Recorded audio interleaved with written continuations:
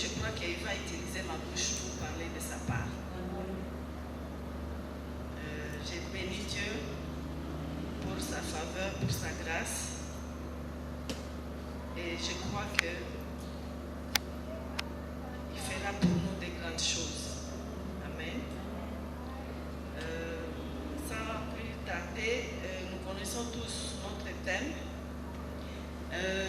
Le thème de ce deuxième trimestre, c'est l'importance, le bénéfice ou les avantages de vivifier. Et le sous-thème que j'ai pris, c'est vivifier en tant que femme par l'humilité et la bonté. N'est-ce pas, Néma? Oui. Vivifier par l'humilité et la bonté. Ici, nous allons voir, il y a une femme qui me bénit beaucoup dans la Bible, c'est Abigail. Nous allons lire dans 1 Samuel 25. On va lire tout le chapitre, mais on va lire 1 Samuel 25, 3. Celui qui a trouvé peut lire pour nous, ou je peux lire, je ne sais pas.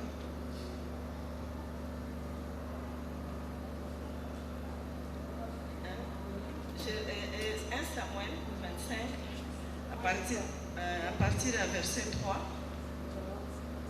Il y a quelqu'un qui a la Bible, qui peut lire pour nous.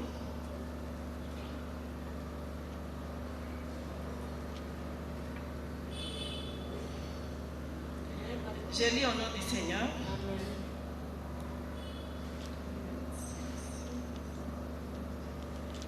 À partir du verset 3.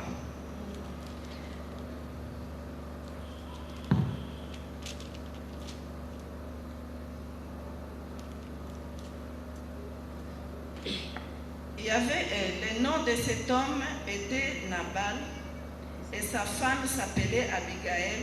C'était une femme de bon sens et belle de figure, mais l'homme était dur et méchant. Dans ses actions, il descendait à Caleb. Vous allez lire toute l'histoire, mais on va sauter à partir au verset 17. Et je prendrai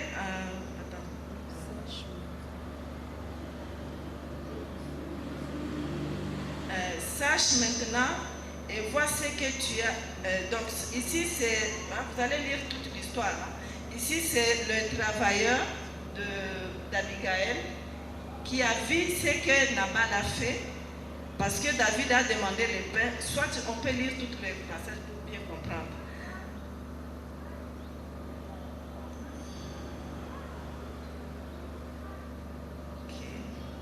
David apprit au désert que Nabal tondait ses brebis.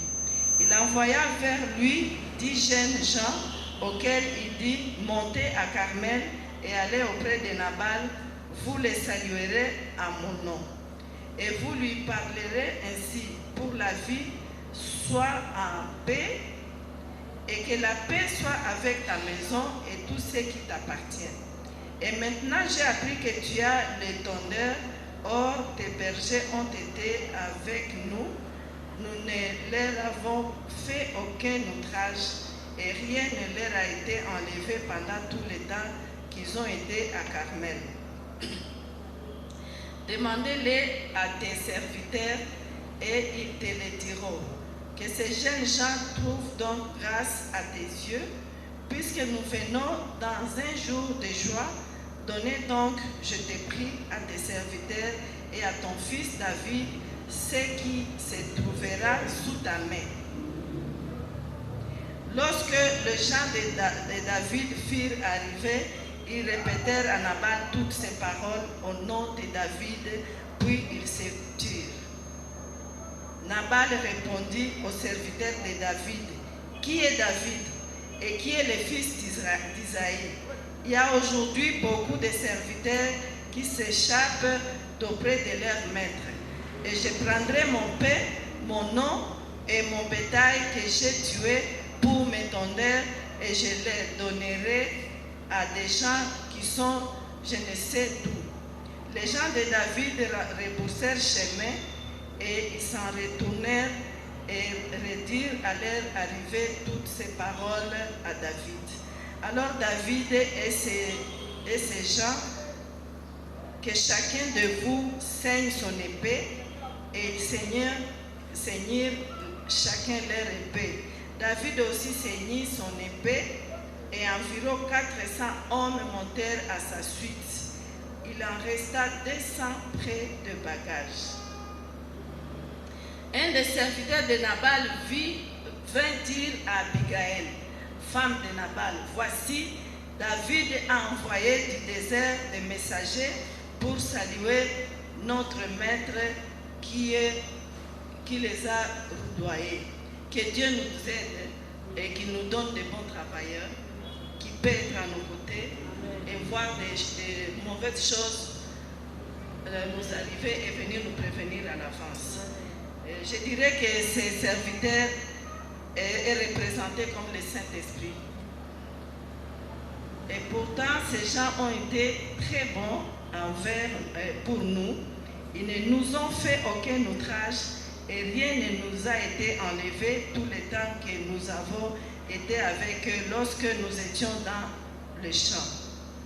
Ils nous ont nuit un jour servi, ils nous ont nuit et jour servi des murailles tout le temps que nous avons été avec eux, faisant paître les troupeaux.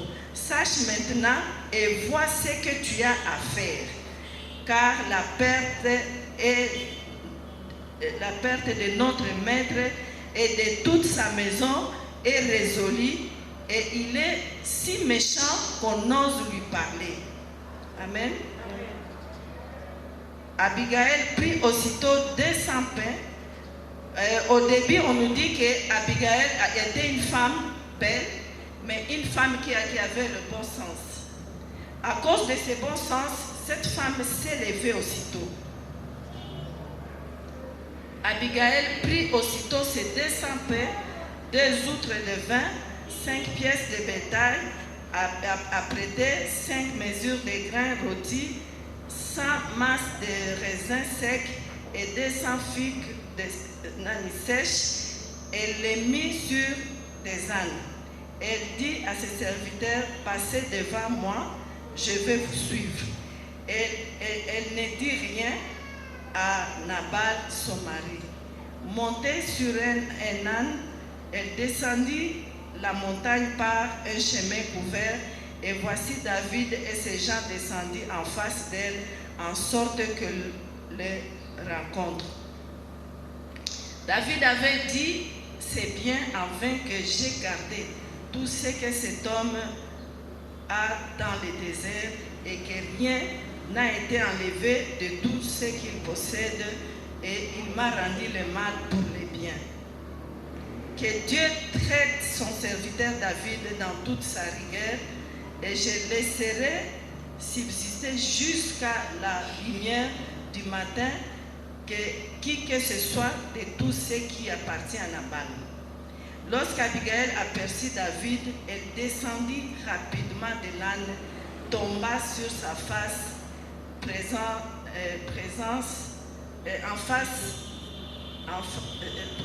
sur sa face en présence de David, et se prosterna contre terre. Puis se jeta à ses pieds. Je vous ai dit que Notre-Dame, c'est l'humilité et la bonté. Cette femme, elle avait l'humilité. Elle a quitté là où elle était avec son mari. Elle est allée rencontrer David. Elle s'est humiliée devant David. Elle s'est jetée à ses pieds. C'est un signe de repentance. C'est un signe parce qu'elle s'est identifiée à son mari qui avait la méchanceté, il avait l'ingratitude, et puis il était ivrogne. Il avait 3 problèmes, ces messieurs. 1, il était ingrat. 2, il était méchant. Et 3, il était ivrogne. Mais sa femme s'est identifiée à son mari. malgré la méchanceté de son mari, cette femme Abigail s'est identifiée dans son mari. Elle est descendue, elle s'est jetée aux pieds de David pour demander pardon au nom de son mari. La femme n'a pas jugé son mari avant de partir. La femme n'a rien dit à son mari avant de partir. Mais la femme s'est identifiée à son mari pour implorer la miséricorde de David, donc pour demander pardon au nom de son mari. Sans cela, David allait faire des mauvaises choses, mais cette femme, à cause de son bon sens, à cause de son humilité et de sa bonté, parce que la femme ne s'est pas regardée seulement elle-même, elle a regardé aussi sa famille. Sinon, elle pouvait se dire, bon, ce qui va arriver, va arriver. Mais elle s'est dit, si David, comme son serviteur lui a dit, que David est en train de descendre avec 400 hommes, si tu ne cherches pas à rencontrer David en ce moment, ça sera la ruine de tout le peuple qui était avec lui. Ça sera la ruine de sa maison et de tout ce qui lui appartenait. Amen, amen. Une femme de bon sens et belle de figure. Une femme chrétienne peut préserver sa famille ou son mari de la mort à cause de son humilité. Donc, elle peut vivifier par son humilité, par sa repentance, parce qu'elle s'est repentie devant David. Elle a demandé pardon au nom de son mari, parce que la femme connaissait son mari. Bien aimé, je vais vous dire, même si ton mari est méchant, même si ton mari est ingrat, même si ton mari, il est comme il est, mais toi, femme, tu dois avoir le bon sens pour préserver ta famille, pour vivifier ta famille. Parce que nous sommes appelés à vivifier. Et pour vivifier, nous devons nous sacrifier. Nous devons nous humilier. Alors la femme a dit, pardonne, je t'ai pris. C'est ce que nous appelons la repentance. Et c'est par identification que cette femme l'a fait. Elle s'est identifiée à son mari. Bien aimé, tu peux avoir un mari ivrogne. Tu peux avoir des enfants ivrognes. Tu peux avoir des enfants méchants ou des voleurs ou beaucoup de problèmes. Mais ayez l'habitude de vous identifier à travers votre mari en demandant pardon pour lui chaque jour. C'est un sacrifice que nous devons faire. Nous devons nous sacrifier pour nos familles. Nous devons nous sacrifier pour nos enfants, pour nos maris. Et pour le faire, ça demande un sacrifice. Ça demande l'esprit de repentance. Ça demande l'esprit de pardon. Ne jugez pas, ne condamnez pas ton mari ou tes enfants, mais s'identifier à leur mauvais comportement. Parce que tout homme a besoin d'une femme qu'il aime, malgré le mauvais comportement. Et c'est l'amour qui doit te pousser à s'identifier à lui pour demander pardon. Amen, amen. Les bénéfices, nous allons voir que cette femme Abigail, non seulement elle a sauvé sa famille, mais elle a eu aussi le bénéfice et les avantages. Nous allons voir le bénéfice que cette femme a eu et les avantages. 1 Samuel 25, verset 32. On commence par 32.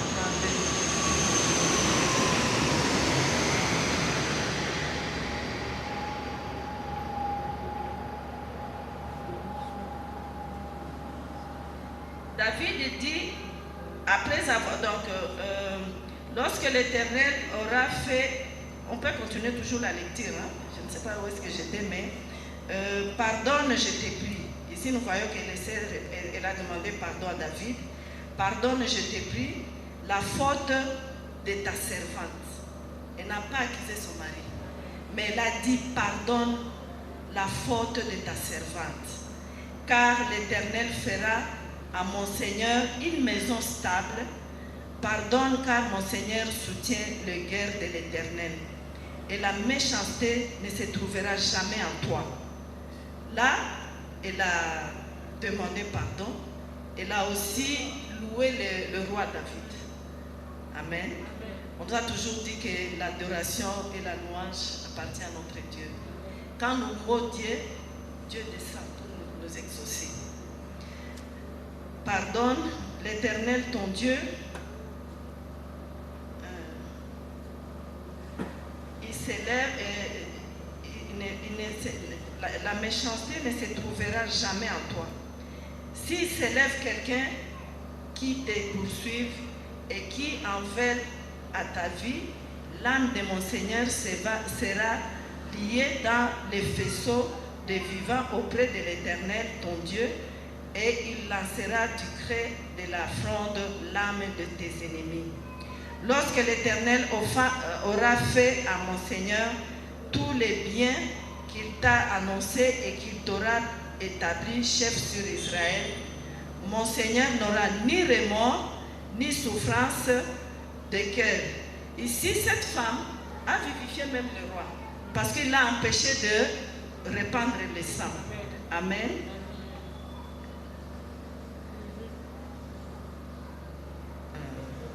Lorsque l'Éternel aura fait, ô mon Seigneur, n'aura ni remords, ni souffrance de cœur pour avoir répandu le sang inutilement et pour s'être vengé lui-même lorsque l'Éternel aura fait du bien à mon Seigneur.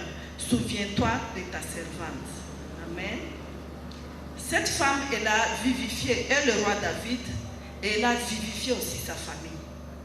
Elle a vivifié sa famille en empêchant le roi de verser le sang inutilement.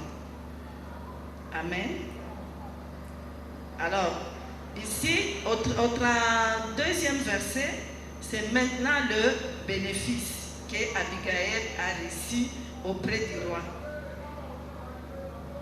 David dit à Abigail, béni soit l'Éternel, le Dieu d'Israël, qui t'a envoyé aujourd'hui à ma rencontre. David bénit déjà Dieu pour cette femme.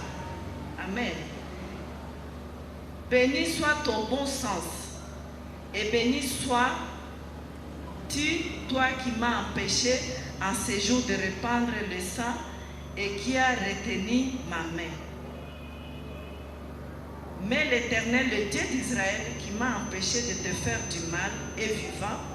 Si tu n'étais hâté de venir au-devant de moi, il ne serait resté qui que ce soit à Nabal d'ici à la lumière du matin. Et David prit de la main d'Abigail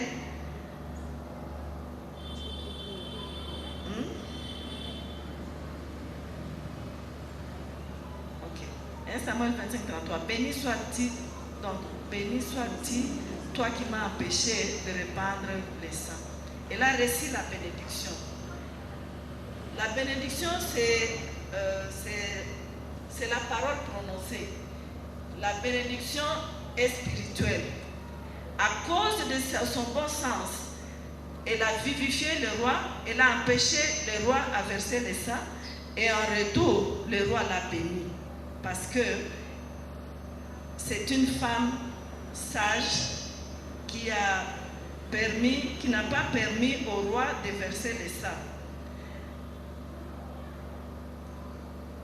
Une femme doit être souple, ne pas attendre que les choses se gâtent pour regretter après.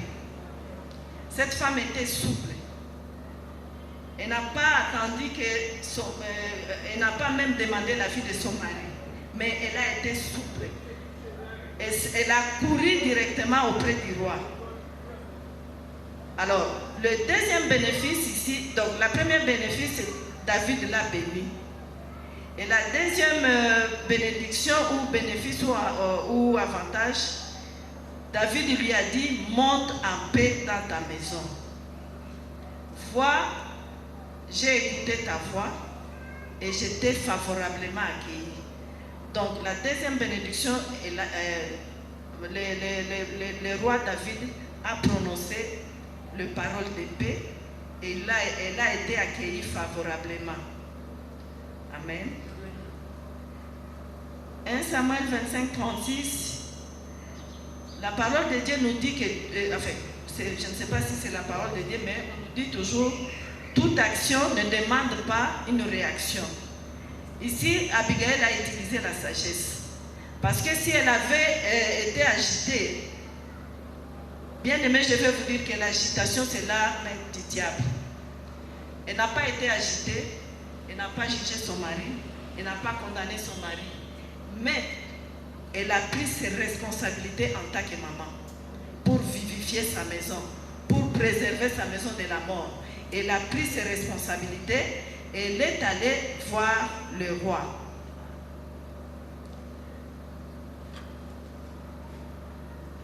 Et le troisième, ici c'est le troisième. D'épée, oui. Favorablement. Le troisième, c'est ce que je viens de dire, une femme doit être souple. Donc, doit être souple. Elle ne doit pas attendre, donc commencer à juger ou à parloter, mais elle doit être souple. Quand on te dit qu'il y a un problème, tu vas résoudre le problème avec ton mari après. Amen, amen. La quatrième avantage, ici nous voyons Abigail devient la femme de David à cause de son bon sens et son humilité et sa bonté. Amen.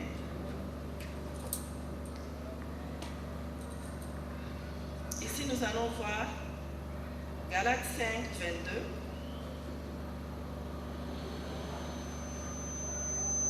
Là, on parle de fruit de l'esprit.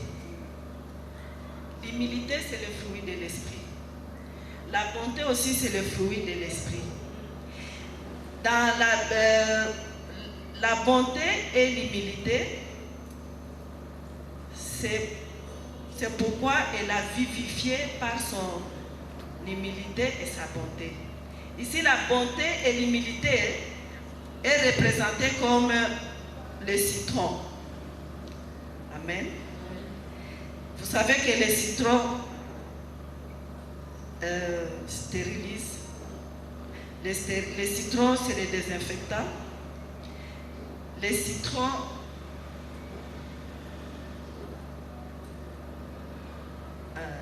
avalent tout, ce qui est nausée dans les foyers, dans la vie, même dans la nourriture, ce qui est nausée. Avec les citrons, tu peux quand même avaler ça, si tu mets du citron.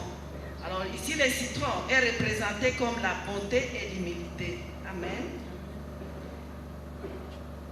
Avaler tout, le citron avale tout ce qui est nausée dans le foyer. Beaucoup de choses se passent dans le foyer, des choses dégoûtantes. La méchanceté du conjoint peut vous pousser à avoir des nausées ou à quitter le foyer. Il faut avaler et supporter malgré le dégoût, l'exagération ou la méchanceté du mari ou du conjoint. Nous devons imiter notre Seigneur Jésus-Christ qui a tout supporté, lui qui était saint, mais il a été jugé de tout. Il n'a pas murmuré, il a tout supporté pour notre salut. Nous, pour nous vivifier par son sacrifice. Le citron permet de supporter l'insupportable. Les fruits de l'esprit est supporté dans les foyers. Parce qu'il y a des comportements de mari, des choses qui se passent dans les foyers que les gens des fois n'arrivent pas à supporter. Mais avec l'esprit d'humilité, avec l'esprit de bonté, avec le Saint-Esprit, tu peux être capable de supporter ce qui se passe. Des mauvaises choses, tu peux être capable de les supporter. Et en les supportant, c'est un sacrifice. Vous allez arriver à vivifier votre foyer, votre votre famille et vos enfants.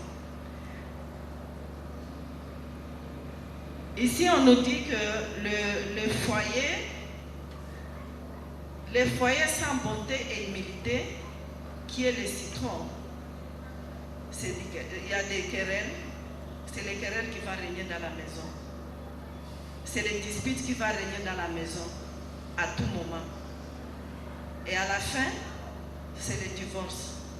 Mais quand il y a exagération, faire recours à Jésus-Christ. Faire recours au vaccin. Le vaccin, c'est la prière et le jeûne. Pour vivifier, c'est la prière et le jeûne et la méditation de la parole. Ne peut vivifier que c'est lui qui peut vivifier. C'est une femme de prière, une femme effacée, une femme qui médite la parole, parce que c'est dans la parole où il y a la solution à tous nos problèmes, et dans la prière. La prière avec le jeûne, la prière avec la parole de Dieu, nous arriverons à vivifier nos foyers. Amen. Ne peut vivifier, c'est la femme qui prie et qui jeûne et qui médite la parole de Dieu. Les couples avec citron s'aiment même dans le pur. Parce que le citron va désinfecter tout ce qui est dégoûtant, tout ce qui est pourri, tout ce qui est mauvais. Mais avec le citron, avec le Saint-Esprit, avec la prière, avec la parole de Dieu, tu arriveras et tu vas vivifier ta maison. Amen. Ici, nous terminons avec Abigail. Mais je vous demanderai de lire tous les passages, tous les chapitres 25, et ça va vous aider. Et vous allez méditer verset par verset, et vous allez vous retrouver. Amen. Le deuxième cas, c'est la femme cananéenne, qui a vivifié par l'humilité. C'est dans Jean 4, vous allez lire aussi tous les passages, et vous verrez que cette femme a vivifié son enfant qui était mourant, mais à cause de son humilité, elle est allée auprès de Jésus. Et quand elle est arrivée, nous connaissons tous l'histoire, cette femme est allée voir Jésus. Cette femme a dit même à Jésus, quand Jésus, elle a continué à crier auprès de Jésus, Jésus, sauve mon fils, sauve mon fils. Jésus était sec avec lui. Jésus était dur avec lui. Mais cette femme, parce qu'elle avait une mission de vivifier, parce qu'elle avait un cas où il y avait seulement Jésus qui peut lui donner la solution. Jésus a dit à cette femme, je ne peux donner le pain des enfants aux chiens. Amen. De nos jours, si quelqu'un te dit cela, même si c'est ton pasteur, tu vas lui dire, écoutez monsieur, c'est pas ce que tu dois me dire, n'est-ce pas? Mais cette femme, elle a vu son enfant. Elle n'a pas regardé ni s'occuper de ce que Jésus a dit.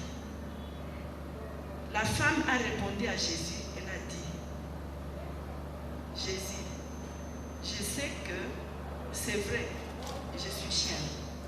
Mais les chiens mangent les miettes qui tombent en dessous de la table de maître. Donc cette femme, elle a reconnu que c'est Jésus-Christ seul qui a la solution à son problème. C'est Jésus-Christ seul qui peut guérir son enfant. Alors quand elle a dit, mange que le miette, parce qu'elle connaissait son problème de son enfant malade. Pour ses problèmes, c'est Jésus seul qui avait la solution. Femme de valeur. Comment tu marches? Tu es agité quand tu as des problèmes, ou tu es orgueilleuse. Parce que ici la parole de Dieu nous dit, Dieu résiste aux orgueilleux et il fait grâce aux humbles. Si Dieu résiste aux orgueilleux, même ton mari peut te résister. Ne vous inquiétez pas, si tu vois ton mari te résister, c'est que quelque part tu es orgueilleuse. Alors il commence à te résister. Un homme qui a une femme soumise ne peut résister à la demande de sa femme. Parce que quand un homme est respecté, quand un homme se sent respecté, quand un homme voit que sa femme est soumise, tout ce que tu peux demander. La preuve en est que Esther, quand elle est allée se présenter auprès du roi, le roi a dit, qu'en est-il Esther? Même si c'est le royaume, la moitié de la royaume, je peux te le donner. C'est parce que Esther était soumise. C'est parce que Esther était une femme humble. Amen. Alors, quand Jésus a entendu ces paroles de cette femme, Jésus a dit, femme, ta foi est grande. Et directement, l'enfant a eu sa guérison.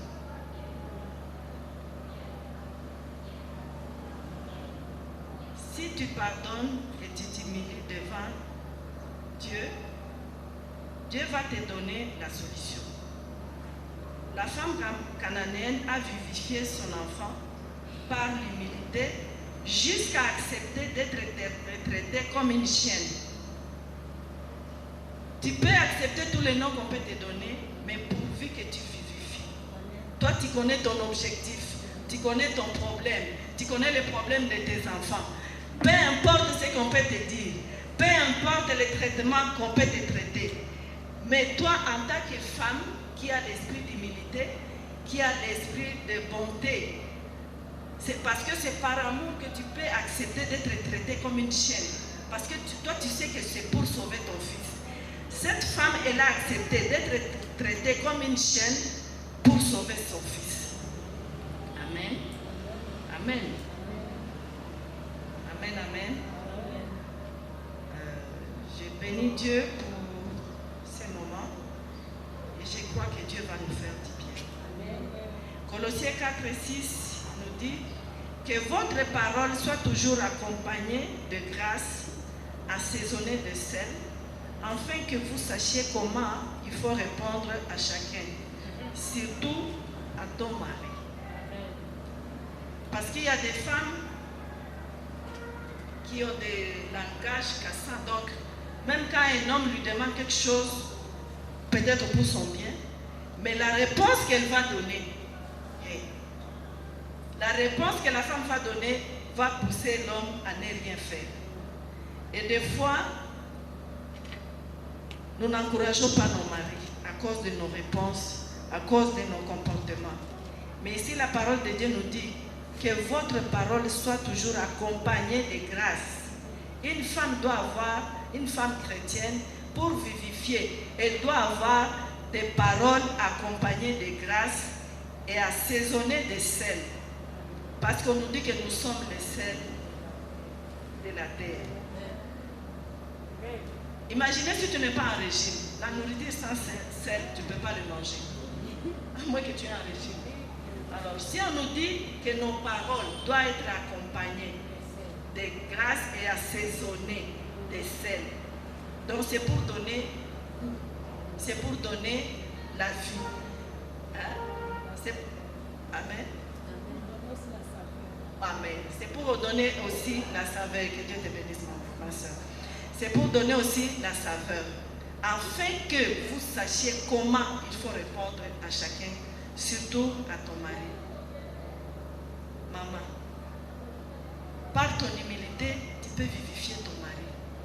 Parce qu'un homme qui a une femme vertueuse à la maison, qui a une femme humble, qui a une femme qui a de la bonté, ce mari-là est considéré même aux portes de la ville. Amen. Cet homme-là est considéré même devant le porte de la ville. Mais si tu es une femme querelleuse, tu es une femme qui a des paroles méchantes, tu es une femme qui n'a pas de paroles qui est accompagnée de grâce ou assaisonnée de sel, cet homme ne sera pas considéré. même tes enfants ne seront pas considérés. Tes enfants et ton mari seront tout le temps frustrés parce que toi, tu as des paroles méchantes dans ta bouche. Maman sanctifie ta bouche chaque matin. Mets le frein sur ta bouche, comme le psaume 39 nous dit. Seigneur, mets le frein sur ma bouche. Ouvre la bouche quand il faut ouvrir la bouche. Parle quand il faut parler. Ne parle pas comme ça dans l'air. Ne parle pas seulement pour parler. Mais sois une femme qui parle quand il faut parler. Sois une femme qui parle pour vivifier son mari. Sois une femme qui parle pour vivifier ses enfants. Nos enfants ont besoin de nous. Nos maris ont besoin de nous. Regardez, même quand la femme n'est pas là, dans la maison il y a le désordre.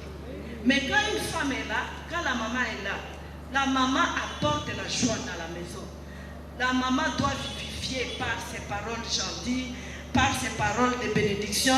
Tu te lèves le matin, tu bénis ton mari, tu bénis tes enfants, et les enfants seront honorés devant la porte. Ton mari sera considéré, parce que ton mari sait que ma base alliée, ma femme qui est intercesseuse, m'a béni le matin. Quand tu bénis ton mari le matin, quand il va au travail, il sera béni. Amen. Amen, amen. Amen. Il sera béni. Nous allons lire 1 Pierre 3, 1 à 11, et puis 13, et puis 17. Mais nous allons lire seulement là où la parole de Dieu nous dit que Sarah respectait son mari jusqu'à le considérer comme son Seigneur. Maman, si tu respectes ton mari, ce n'est pas que autour. Parce que les gens croient que Atanione a quand même me respecter. Atanione a non, madame. Respecte ton mari. Respecte-le, même s'il n'a rien, même s'il n'a pas de travail. Parce que dans la vie, il y a les hauts et les bas. Aujourd'hui, le mari peut avoir l'argent. Il peut t'épouser, il a l'argent. Et il peut arriver que l'argent manque dans la maison. Ou parce que Franck Animugeni, l'argent c'est un visiteur. Ça vient, ça va, ça part. Mais quand tu respectes ton mari et que tu aimes ton mari, l'argent ou sans argent, tu vas le respecter. Amen. Tu vas le bénir. Et tu seras une femme qui vivifie. Et quand tu bénis ton mari, quand tu vivifies ton mari, c'est toi qui as l'avantage. Au fait, les avantages, c'est pour les femmes. C'est pour les femmes. Parce que la maison, c'est pour les femmes. Le bien de la maison, lui, il n'est pas là. Ne vous étonnez pas de voir votre mari rentrer toujours la nuit. Pourquoi? Parce que tu es une femme qui relève. Mais si tu es une femme sage, tu es une femme humble, tu es une femme douce, ton mari restera à la maison. Il terminera le travail et il rentrera vite à la maison parce qu'il sait qu'il va trouver la paix dans sa maison. Il sait qu'il va trouver la joie dans sa maison. Amen. Amen, amen. Amen.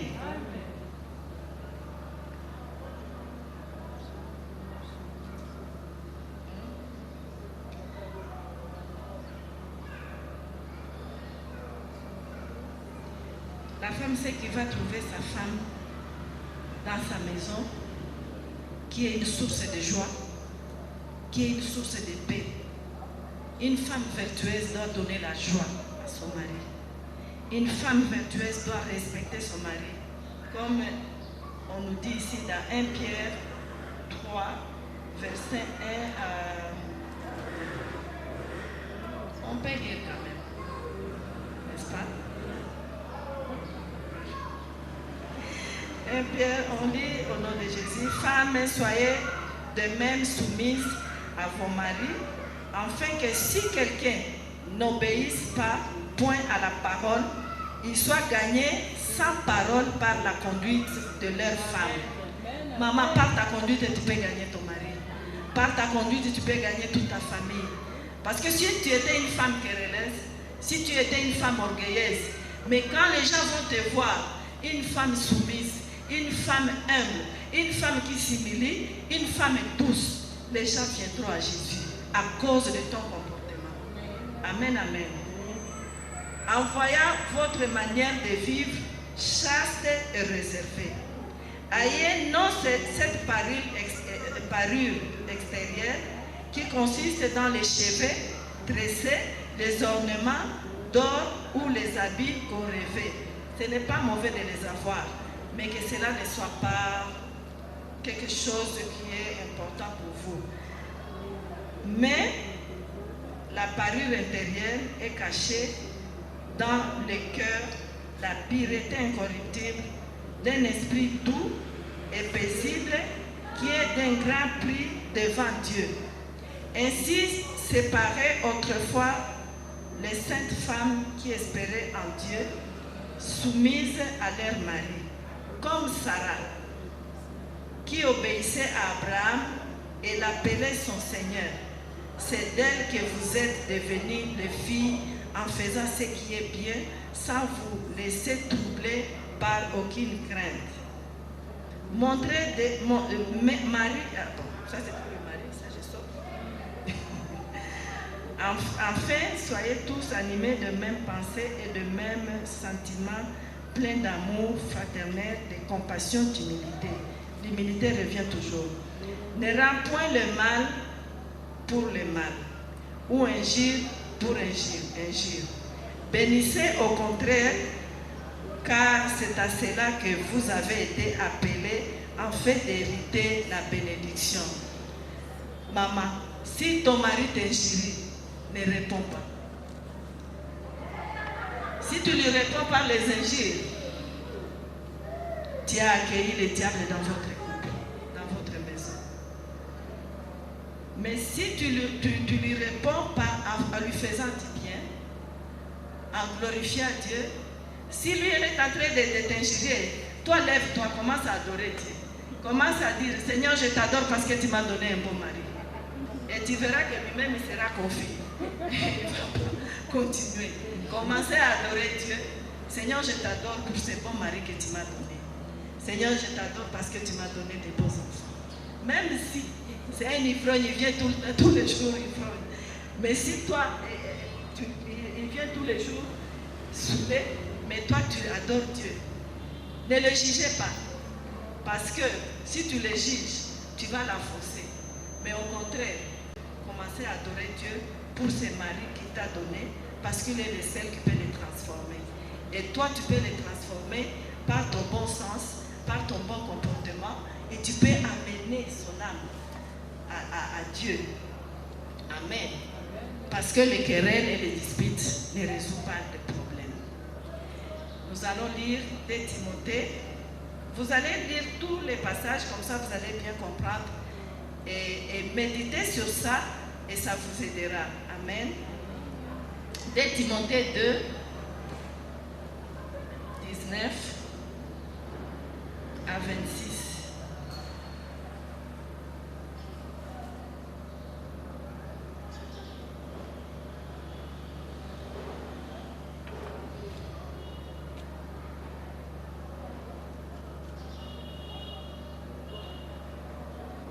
J'ai lu en nom du Seigneur.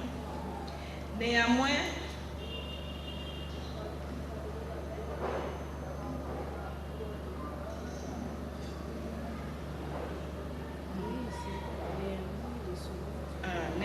les solides fondements de Dieu restent debout avec ses paroles qui lui servent de sceau. Le Seigneur connaît ce qui lui appartient et quiconque prononce le nom du Seigneur, qu'il s'éloigne de l'iniquité. Dans une grande maison, il n'y a pas seulement de vases d'or et d'argent, mais il y en a aussi de bois, de terre. Les uns sont de vases d'honneur et les autres sont d'usage vil. Si donc quelqu'un se conserve pur en s'abstenant de ces choses, il sera un vase d'honneur, sanctifié, utile à son maître, propre à toute bonne œuvre. Pour être un vase d'honneur, il faut être pur. Il faut vivre dans la sanctification, dans la pureté des cœurs. Et là, tu seras un vase d'honneur plutôt. Parce qu'on nous dit que dans la maison, il y a des vases vides, il y a des vases de bois, des vases de terre. Tout dépend de toi, maman. Comment tu veux que ton mari te considère? Tu veux que ton mari te considère comme le vase de terre ou le vase d'honneur? Parce que si tu es une femme qui ne respecte pas ton mari, l'homme ne te considérera pas non plus. Amen.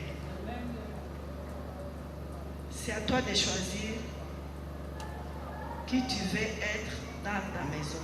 Tu veux être un vase d'honneur ou un vase de terre ou de bois.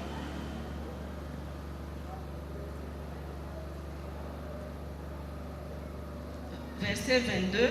Fuis les passions de la jeunesse et recherchez la justice, la foi, la charité, la paix avec ceux qui invoquent le Seigneur d'un cœur pur. Repoussez les discussions folles et inutiles, sachant qu'elles font naître des querelles. Maman, si tu vois ton mari venir, il peut sortir de là où il vient. Tu ne sais pas ce qu'il a rencontré pendant la journée. Il vient avec des attitudes qui n'est pas bien. Et il peut chercher des microches, des petits trucs qui n'est pas bien. Peut-être toi tu es resté à la maison, tu n'as rien fait de mal. Mais quand tu vois qu'il commence comme ça, fuis. Fuis évitez les discussions inutiles. Parce que ça fait naître les querelles.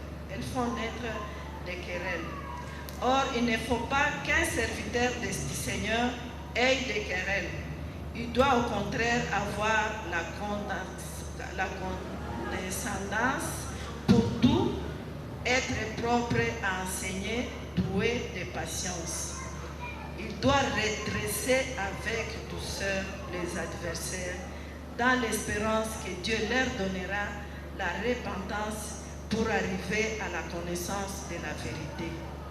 Et que revenus à leur bon sens, ils se dégageront des pièges du diable qui s'est emparé d'eux pour les soumettre à sa volonté. Qu'est-ce qu'une femme vertueuse ou une femme qui veut vivifier son foyer peut faire? Cette femme doit fuir les discussions inutiles.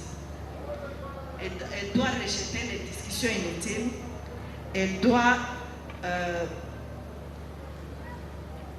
redresser avec douceur. Parce qu'on dit, comme Amutoni Nayala, il n'y a pas moyen de passer de l'autre côté. La femme doit attendre que l'homme soit apaisé de sa colère. Mais qu'est-ce que la femme doit faire? La femme doit intercéder pour son mari, pour qu'il soit dégagé de ces mauvais esprits qui s'est emparé de lui. Parce que je veux vous dire que le diable n'aime jamais le foyer. C'est le diable qui est le destructeur du foyer. Il cherchera toujours à s'aimer des querelles et des disputes. Parce qu'il sait que quand il y a dispute, il a les portes d'entrée.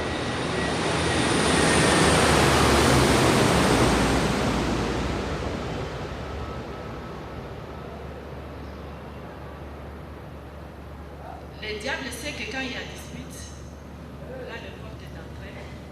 Et quand il entre dans le foyer, il trouve que la maman est de son côté, le papa est de son côté, il est au milieu de vous. Il vient passer la nuit avec vous. Parce que vous n'avez pas arrangé avant de dormir. Parce que la parole de Dieu nous dit en Éphésiens 4, 24, je crois, que le soleil ne se couche pas sur votre colère. Femme vertueuse ou femme qui doit vivifier, tu dois éviter la colère. La colère n'accomplit pas la volonté de Dieu.